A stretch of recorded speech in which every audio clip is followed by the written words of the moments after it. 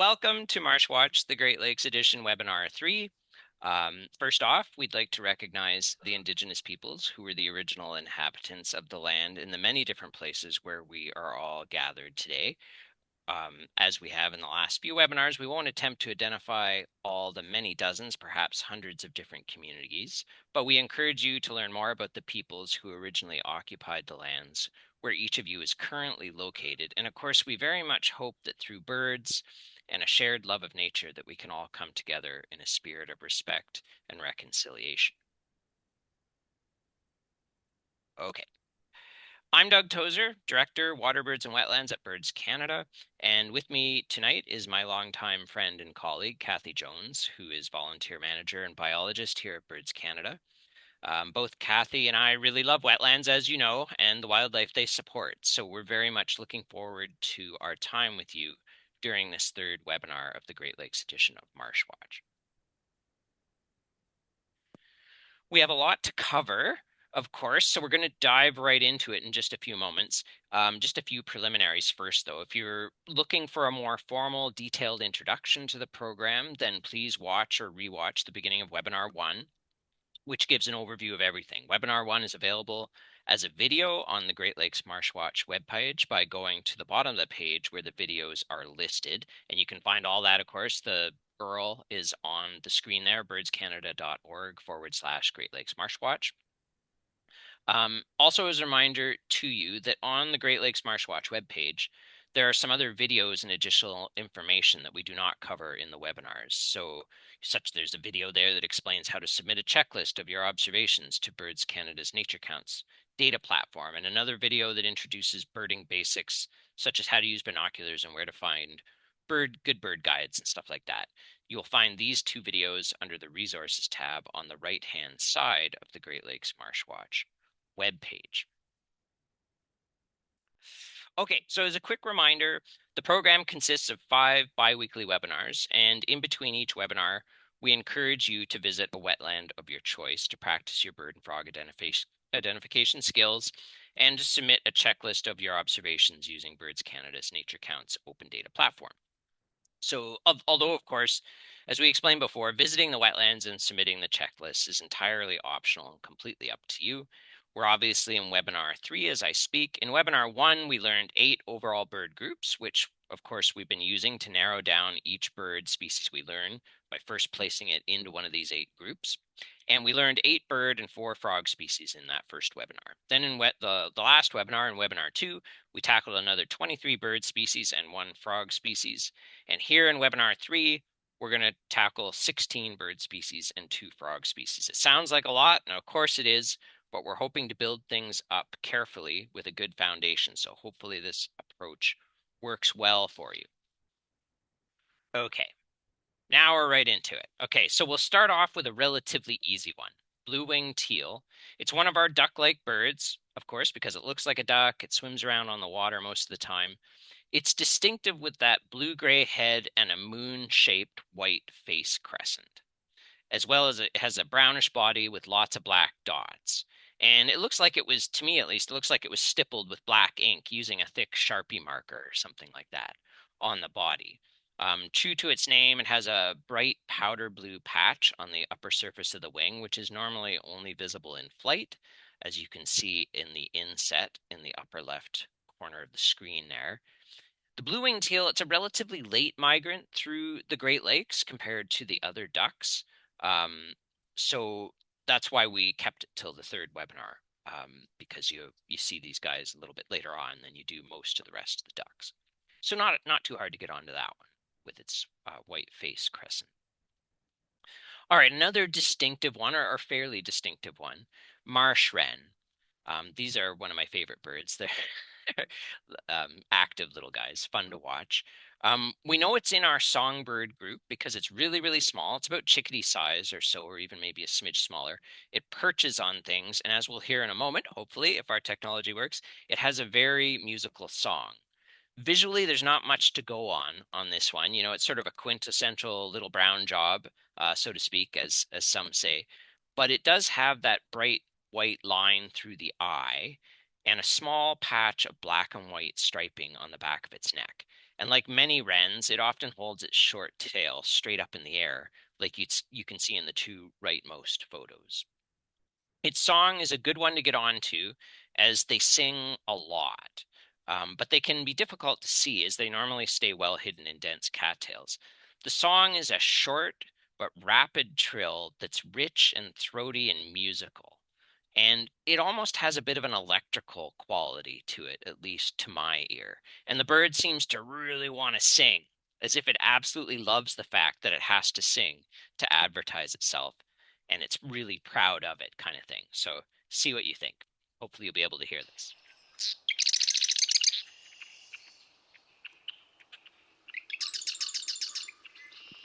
I imagine you'll hold on.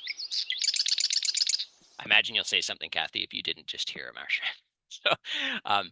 So let's play it again because it's such a great song.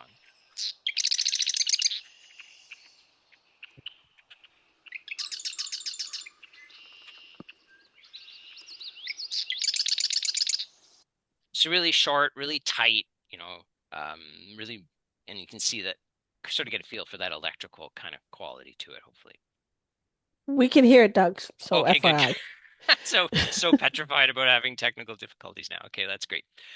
Here's the second of our swallows. You'll remember we did tree swallow um, in the second webinar, I think. This one's the barn swallow. We know it's in the swallow group because it's small, about the size of a budgie, with torpedo-shaped body and long pointy wings, and it spends most of its time flying around really, really fast. Among swallows, it's the only one with a really deeply forked tail. All the other swallows have squared off tails with hardly a hint of a fork. You can see this well in the middle photo towards the bottom of the screen, which has a barn swallow on the upper left and a tree swallow on the lower right. The barn swallow's tail has an obvious deep fork, whereas the tree swallow does not. Only a hint of a very shallow fork, if you can even call it that. Otherwise, the barn swallow has a glossy dark blue back, orangish underparts, and a dark brownish face and throat. Both males and females sing a distinctive twitter warble. That's what they actually call it in the technical literature, a twiddle warble. That's good to get onto. It's fast and energetic, and it has some very electrical buzzes in it. Here, we'll play it for you.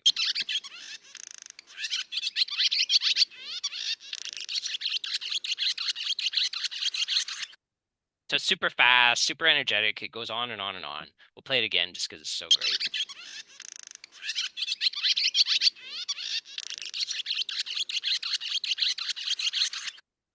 They also give distinctive alarm notes and whistles when predators are near, some of which are double noted. You can almost feel the urgency of their fear in the air.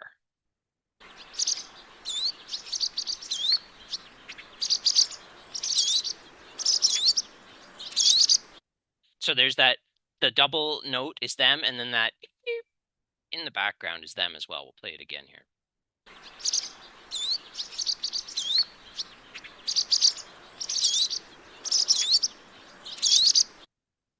All right. We have three heron-like birds to deal with tonight. We know they're in the heron-like group because everything's long. Long bills, long necks, long legs. Although the green heron, which is on the left, and the black-crowned night heron, which is over there on the right, especially often scrunch their necks down, giving them sort of a hunchbacked kind of look without the long neck. But if they stretch it out, you do get the long neck look. And great egrets in the middle there also do this sometimes as well, as you can see in each of these photos. They sort of have, all three of them have their necks scrunched in. The green heron, true to its name, has a deep dark green back and chestnut neck and shoulders. Green herons have a harsh, piercing, scolding scowl call that they often give when flushed. And you often only hear the call and never see the bird as it quickly slips away. So a good one to know. We'll play it here for you. You can literally almost hear it saying, scowl, scowl. Here, we'll try and play it again for you.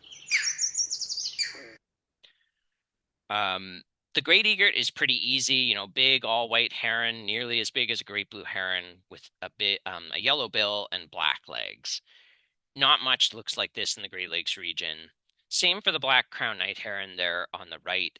It's pretty straightforward to ID with its black cap and back and gray back and white front.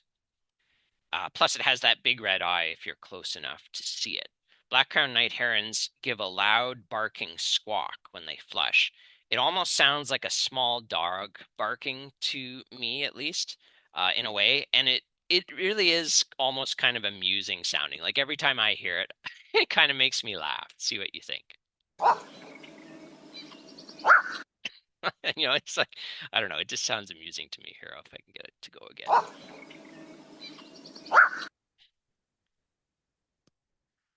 Okay, here's the rest of our shorebirds. We did killdeer a little while back, and here's the other two, Wilson snipe and spotted sandpiper. We know they're shorebirds because they're long-legged, long-billed, and about the size of a robin.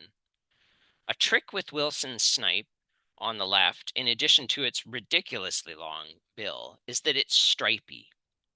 It has thick, light and brown stripes across its face and bright, light-colored stripes down its back, as you can see in the inset at the top.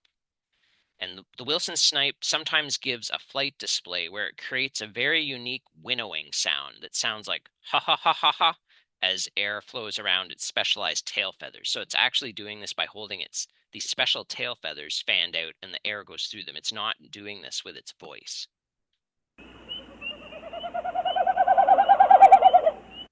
Isn't that awesome? It's called a winnow, and that sound will carry really far, especially if it's like a calm evening or something. You can hear it all the way across a big marsh. The Wilson snipe also gives a repeated chipper, chipper, chipper, or a kata, kata, kata call, which it normally gives from the ground or a perch.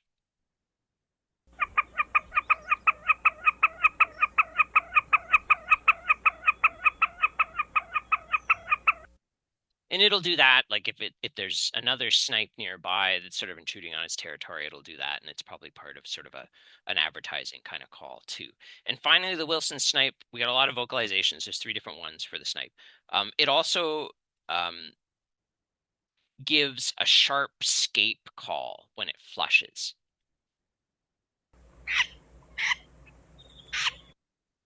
We'll play that once more. Okay, now on to the spotted sandpiper. It's unmistakable as a breeding adult with big black polka dots on the front and bright orange and black tipped bill, as you can see in the bottom right. And an interesting little tidbit with spotted sandpipers is they have reversed sexual size dimorphism and plumage dimorphism. So the females are the bright ones, much brighter than the males. The females set up territories. The females lay eggs in nests and then they leave, and the males incubate and raise the chicks. It's totally reversed. It's a pretty cool setup. Spotted sandpipers are awesome. So the adults, you got those polka dots, you got the bright orange bill with the black tip, but be aware that non-breeding and young spotted sandpipers lack the dots, as you can see in the bird at the top right. So be aware for that. And the spotted sandpiper gives a fairly distinct call, often given as it flushes and flies away over the water. It sounds like a repeated weet, weet, weet, weet, weet.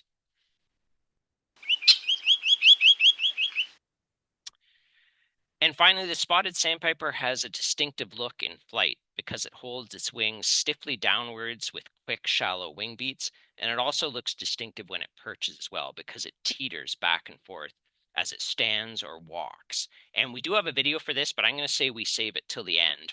Because with our track record and luck with technology, we're going to probably have difficulties with it. So I say we skip that for now, but we'll try it at the end. Remind me if you remember, Kathy. Okay, on to our 2 frog species for today. I've called this one gray treefrog, but as you can see at the very top left there, this actually refers to 2 different species that we'll treat as one.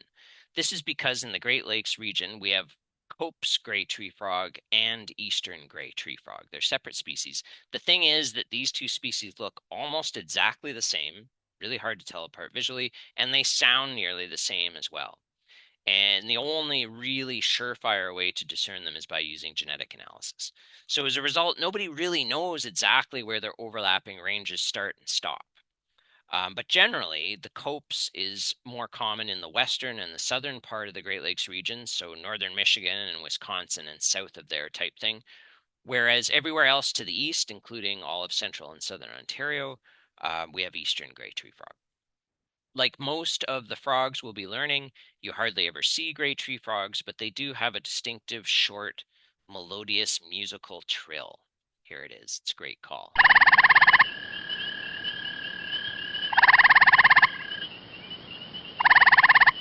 Kind of reminds me of like a little kid doing a raspberry, like kind of thing.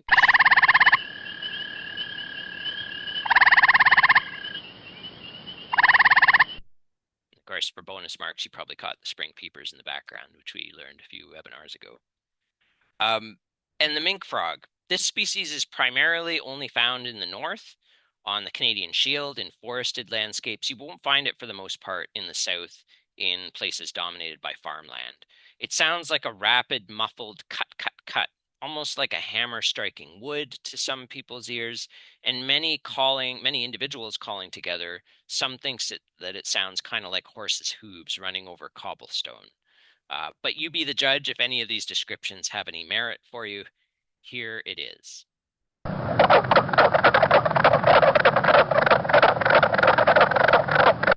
And if you get a wetland where there's a lot of mink frogs, like it can be a really loud wall of sound of these calls. Here, I'll try and get it to go again here.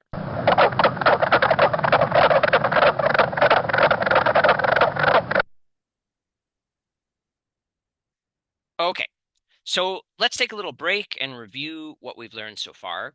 We learned blue-winged teal in the top left there with its distinctive blue-gray head and the moon-shaped white face crescent, as well as its brownish body with lots of black dots. Then if we move over one to the right, then we looked at Marsh Wren. Visually, not much to go on with this one, but it does have that bright line through the eye and a small patch of black and white striping on the back of its neck. And its song is a short but rapid trill that is rich and throaty and musical, almost a bit electrical in quality. Here it is.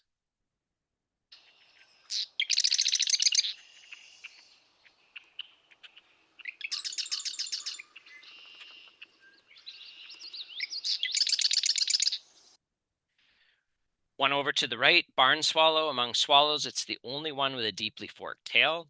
Otherwise, it has a glossy dark blue back, orangish underparts, and a dark brownish face and throat. It gives a distinctive twitter warble, which is its song more or less. It sounds like this.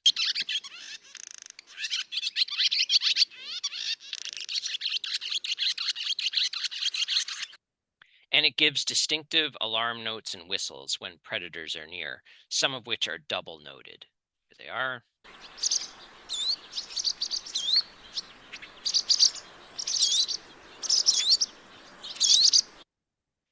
Down to the bottom left there, green heron has a deep, dark green back and chestnut neck and shoulders, and it gives a harsh, piercing, scolding scow call. Here it is.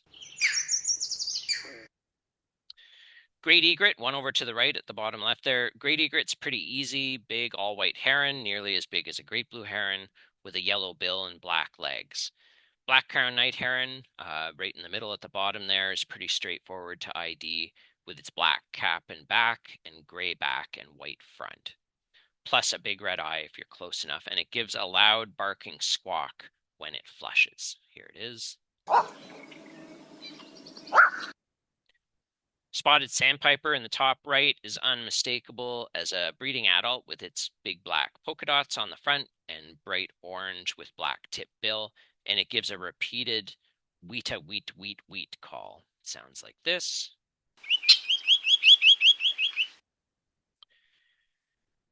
Wilson's snipe has a ridiculously long bill, thick light and brown stripes across its face, and bright light-colored stripes down its back.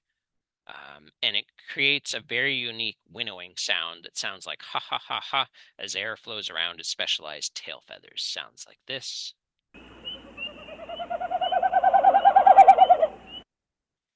Wilson Snipe also gives a repeated chipper, chipper, chipper, or cutta, cutta, cutta call. Sounds like this.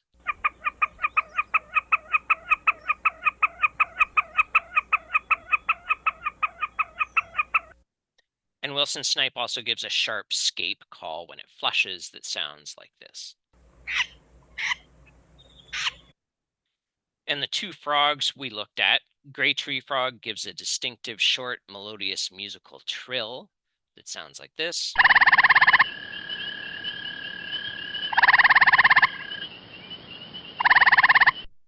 And Mink Frog gives a rapid muffled cut, cut, cut, like a hammer striking wood, and many calling together kind of sound like horses' hooves running over cobblestone. Sounds like this.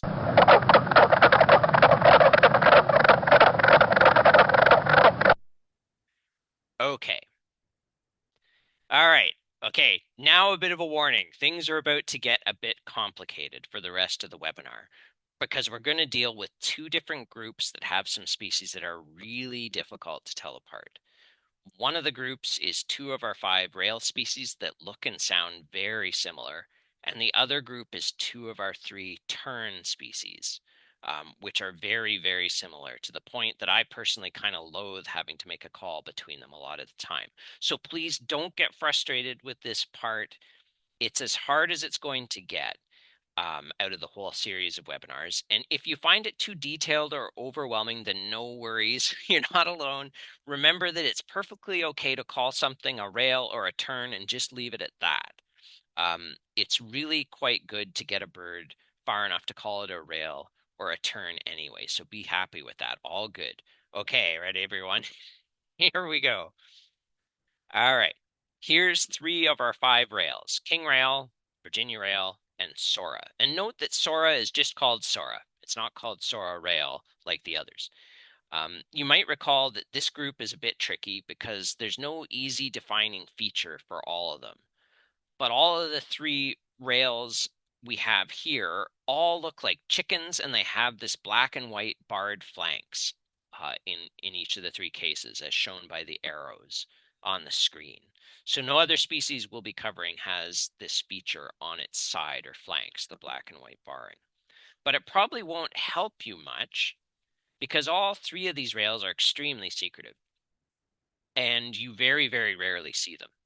They do, however, have some somewhat distinctive vocalizations. We'll cover the vocalizations you'll be most likely to hear, which we'll refer to as songs and calls. But there are other types of vocalizations that each of these species has that we won't cover. But those other calls are given extremely infrequently, so you're probably not going to encounter those other calls anyway. King rail is endangered throughout the Great Lakes region, and it's very rare, so you likely won't encounter it at all.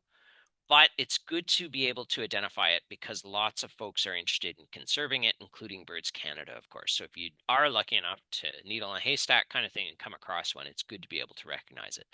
Virginia rail and Sora are both fairly common and much more likely to show up in your marshes.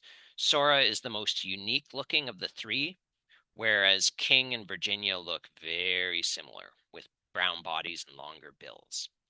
So let's deal with Sora on its own first, and then the other two after. So visually, Sora is pretty well unmistakable. It's got that short, stubby, bright yellow bill, a black mask, and that blue-gray face and neck. It often sticks its white tail up, kind of like a wren, like you see with this one, although other rails do this too, so that's not necessarily distinctive for Sora. They all do it. Its song is a very distinctive, loud, whistled, descending whinny. And it can carry quite far across a marsh under calm conditions. The Sora's whinny sounds very much like a human might very well be whistling it. In fact, if you're good, you can do a whistled imitation of this, and it'll trick the birds sometimes into calling for you. Here it is.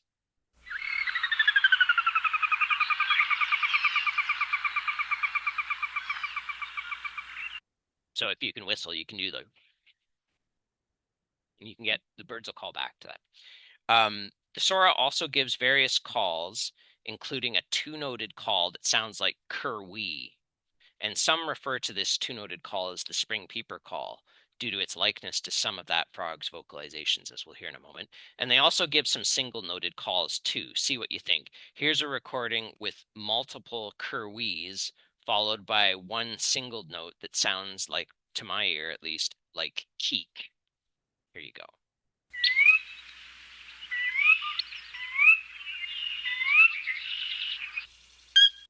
So those the like curwee, or it sounds like curwee to me, is the one that sounds a lot like a spring peeper. If you're familiar with spring peeper calls, when there's just a few individuals calling and they're calling slowly, they really sound like that. And then there's that keek call, which they give when they're really excited or alarmed about something. Here they are again.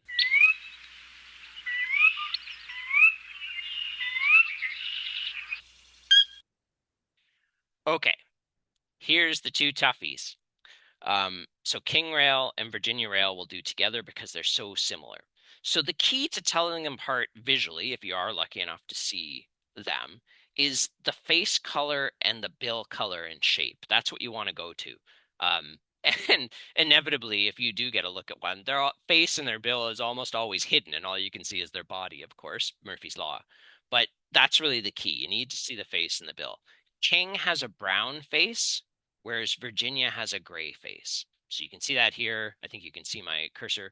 Warm brown face in king, and you've got this gray patch, almost looks like a chalkboard in Virginia rail, and that's really noticeable. The gray face really shows up on Virginia rail. King has a fairly straight bill that's colored dull brown, whereas Virginia has a slightly decurved bill that's brighter red in color, sometimes strikingly so, especially towards the base. So king, fairly straight, and it's super dull. I mean, this is about as bright as it gets on this photo here. But Virginia rail, down at the base, you've got bright orange red, and sometimes, like I say, it's really bright, and you can sense that there's a slight decurve to the bill. Like I know it's it's pretty subtle, but there is a bit of a curve there, just slightly downwards, whereas king is pretty much straight. In terms of vocalizations, again, these two are quite similar, but with subtle distinctions. So the Song of King Rail is a series of single-noted kecks. Here it is. Oh, sorry, that's the wrong one. This is the one I want.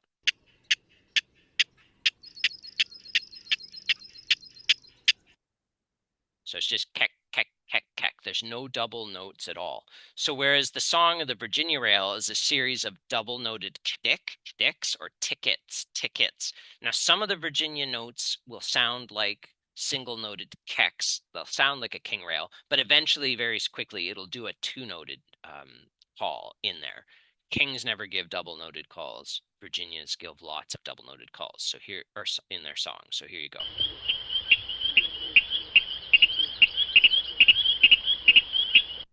So as you can see, there's a few notes in there that sound like single-noted kecks, like a king rail, but there's lots of kdicks or tickets. Here, we'll play it again.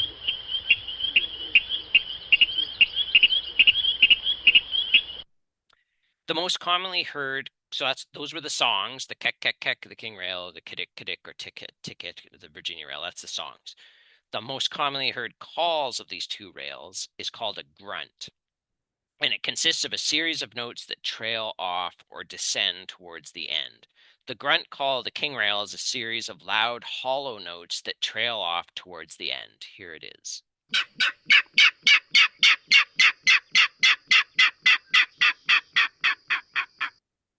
Now, in contrast, and get ready, because this is really similar. It's really a subtle difference. But by contrast, the grunt call of the Virginia rail is a series of kind of harsh notes. They're not as hollow sounding. They're more harsh to my ear. I don't know how else to describe it. Harsh notes that also descend towards the end. Here we go. We'll get it playing for you here.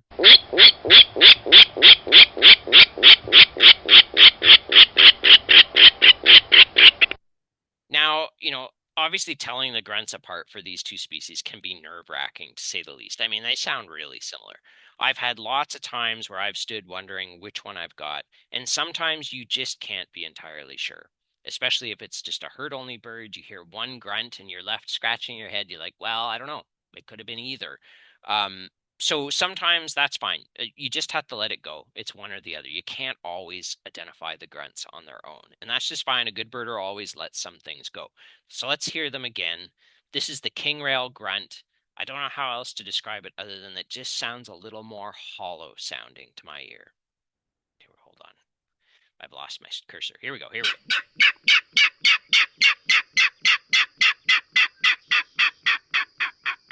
Like it almost sounds like it has bronchitis, so there's something going on in his throat, and it's not quite as, behind it. Whereas the Virginia rail, it's much more harsh. It doesn't sound like it has a cold. It's just out over the plate kind of thing to my ear. Here we go.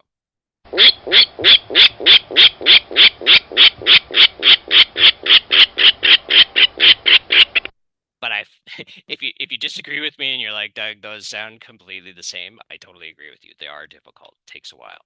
And like I say, some of you just have to let go. Okay, on we go here. Here's the last two of our 5 rails. These two, so American Coot and Common Gallinule, these two are distinctive because they have solid chalkboard gray bodies and bright, uniquely colored bills. Both can swim like ducks, as shown by the inset of Coots at the bottom left, or they can walk slowly along like a chicken on mud or on a shoreline or even across floating vegetation. American Coot has a really obvious short, stubby white bill, whereas the common gallinule has a very obvious short, stubby red and yellow bill. So if you get and they often spend time out in the open, so it's easy to tell them apart if you can see them. American Coot has no white on the side of the body, but common gallinule has that bold white stripe down its side that's often visible from a distance. That can be a really handy field mark. So if you can see my cursor, you've got this white stripe here, sort of between the front and the wing, and Coots don't have that. As for vocalizations, these two sound very similar, and it can be very difficult to tell them apart. Both give loud jumbles of various croaks and screeches, and both give short, quick, high-pitched calls that sound like pick. Most vocalizations of the American Coot, they kind of sound slightly more guttural than the common gallinule to me. Whereas most vocalizations of the common gallinule sound higher pitched and more musical compared to the American Coot. But there's lots of overlap, and some birds, again, are just left best unidentified by call only. You can be the judge and see what you think. I often find myself guessing on herd-only birds in the field for these two, so don't feel bad. Here's American Coot.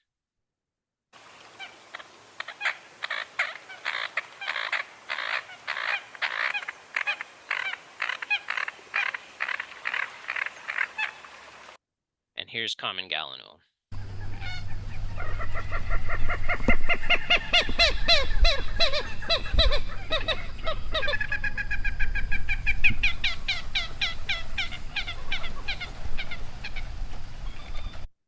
So, like, to me, they both sort of have this complaining call, like kind of thing. But Coot, to me, it just sounds more guttural, not as musical, not as rich. Here's American Coot again.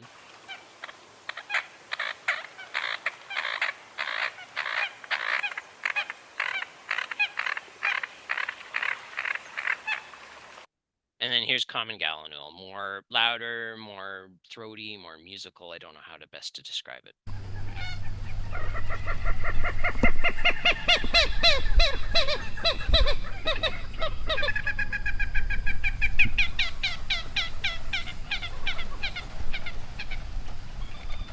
And with both these species, once one calls, then it seems to it puts all the others call back throughout the marsh. So it's almost contagious. Once one goes, they all go, kind of thing. Okay, here's the real challenge. So now for the most difficult of all, the terns. We know these are terns or gulls, our tern and gull group, because they're mostly white with gray backs and have dark or at least darkish wingtips. So take a close look at this photo. There's obviously 2 species here. There's that big, huge one in the back, and then there's the rest. But what I'm hoping is when we're done here, you might be able to tell that there are, in fact, 3 species of terns in this photo, not just 2. So here, we'll throw some labels on here. So we have Caspian Tern, that's the big, huge one in the back. Not surprising because Caspian Tern is the biggest tern in the world. But we also have a Forster's tern in the front, along with many common terns around it. Oh boy, the Foresters and the commons are really, really similar, aren't they? Not to worry though, we'll break these three down and get to the bottom of it here. So we'll start with Caspian on its own first. This one's not too bad. It's really, really big, about the size of a crow or a ring-billed gull, which is like huge for a tern. As an adult, remember we're only dealing with adults. As an adult, it has black legs and a thick, massive dagger-like orange bill. No dark tip or any kind of black on its beak for the most part. There's a little bit of a black at the very tip, but like for the most part, it's orange. It looks as if it's got a big orange carrot strapped to its head, kind of thing. And it often gives a crested look by holding its head feathers up like a blue jay or a kingfisher that you don't often get that look from other terns. There's one doing it sort of here in the middle. They hold the back feathers of their crest, their head up in a crest. It also gives a large-headed look, as if it's a bodybuilder with a really muscly neck or something type thing. They're really hefty. And the other terns are much thinner and much more elegant looking. So here we've got common and foresters in the photo on the left, and then the inset at the top right, we've got Caspian there just to compare. So adult common and forest terns, they're much smaller than Caspian. They're much shorter, much thinner bills that have dark or at least obvious dark tips. And they both have orangish or reddish legs, unlike the Caspian's black legs. Um, okay, so we figured out how to separate adult Caspian from adults of these other two, but how do you tell common from foresters? The most obvious way to tell adult common terns from adult foresters' terns is the amount of white in the wing. This will work on birds that are flying as well as sitting. So adult common terns, as shown in the uppermost photos across the top, they have uniformly gray upper surfaces to their wings. So it's gray all the way from the body out to the tips on the top of the wings when they're flying. So gray all the way along. That's why this arrow is all gray. Gray from the base where the wing attaches to the body all the way out to the tip. Whereas adult foresters' terns have lots of white on the upper surfaces of their wings, which gives and gets even lighter and more intense towards the tip. So this means that you'll see flashes of white on the upper surfaces of adult foresters' terns as they fly past, but you won't get the same kind of white flash look from adult commons in flight. And these flashes can be seen from a long, long ways away, and it's a really good field mark for telling the two apart. So here on this foresters, you can see there's a big white patch. Like it's gray back here, comparatively speaking, and it's white out here. So the arrow goes from gray to white. The difference in the amount of white versus dark in the wing can also be seen on sitting birds, as shown in the photos on the right. In adult commons, the wingtips are the darkest part of the body, other than the black hood, of course. Whereas on adult foresters, the wings are some of the lightest parts of the body. So you can see really dark wingtip in here. It's almost as dark as the cap on the common, but the wingtip in this foresters is super white, like ghost white. Here's too far away, a more distant view of an adult forester's tern on the left and an adult common tern on the right. It's a bit subtle, but when you know what you're looking for, the whitish flash towards the outer half of the upper surface of the wing in the forester's tern is fairly obvious, as shown by the arrow. So you got this white patch in here and dark towards here. Whereas the upper surface of the wing of the common tern on the right, it's uniformly gray without any flash or white patch of white at all. So you just got dark, dark, dark the whole way out on the common, but the foresters gives you this white look. You can even see the white patch here on the wing that's going away from us as well. Got a white patch in here and here. And like I say, when they're flying past really fast, you see this white flash as the wings open and close. It's a really good mark. Another useful mark for telling adult forester's tern from adult common tern is the amount of gray on the front compared to the face, although you need a good close look to see this. Adult commons have grayish fronts, as you can see in the bird on the left, whereas adult Forster's terns have white fronts, as with the bird on the right. So you can see like gray in here on the common and all white in here on the Forsters. Both have whitish faces though, so you get a contrast between the gray front and the white face on adult commons compared to no such contrast between the white front and the white face on Foresters. It's a subtle difference, but a good mark if you have a close look. Um, so you can see here that's what these arrows are pointing to, white up here contrasting with the gray down here on the common, but you don't get any contrast here. It's sort of uniformly white from the face right down to the front on the Foresters. I also note that a lot of sources outline differences in the vocalizations between common and Foresters, but to be honest, I've never really found the calls to be all that useful for telling them apart. They sound far too similar to me, so I chose not to cover them in these webinars. Plus, terns, they never hide, right? They're always out in the open. They're either flying past in the open or they sit out in an open beach. So the visual field marks we've learned are almost always available. So I tend to just ignore the vocalizations between the two of them. Okay, that was a lot of details. So let's circle back and review the key points. We learned the 3 rails at the top, which we've been grouping together because they all look like chickens and have black and white barred flanks. Sora is on the right there is pretty well unmistakable with its short, stubby, bright yellow bill, black mask, and blue-gray face and neck. And the Sora's song is a very distinctive, loud, descending whinny that sounds, and I have to move a window here, it sounds like this.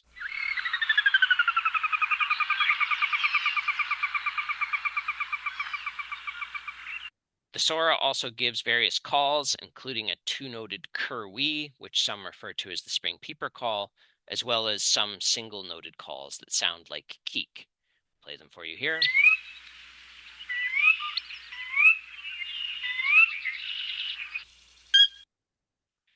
King rail and Virginia rail, top left across the top there, are very similar. King has a brown face, whereas Virginia has a gray face. King has a fairly straight bill that's colored dull brown, whereas Virginia has a slightly decurved bill that's brighter red in color. The song of King Rail is a series of single-noted kecks. Sounds like this.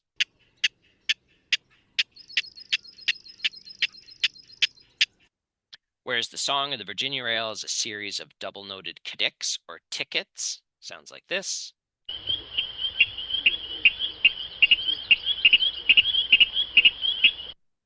The grunt call of the king rail is a series of loud, hollow notes that trails off towards the end. It sounds like this.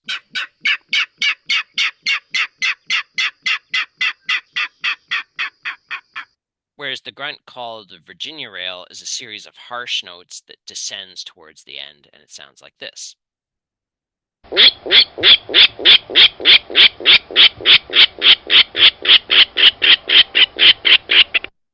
The bottom left there, the American coot and common gallinule are distinctive because they have solid chalkboard gray bodies and bright, uniquely colored bills. American coot has a really obvious short, stubby white bill, whereas the common gallinule has a very obvious short, stubby red and yellow bill.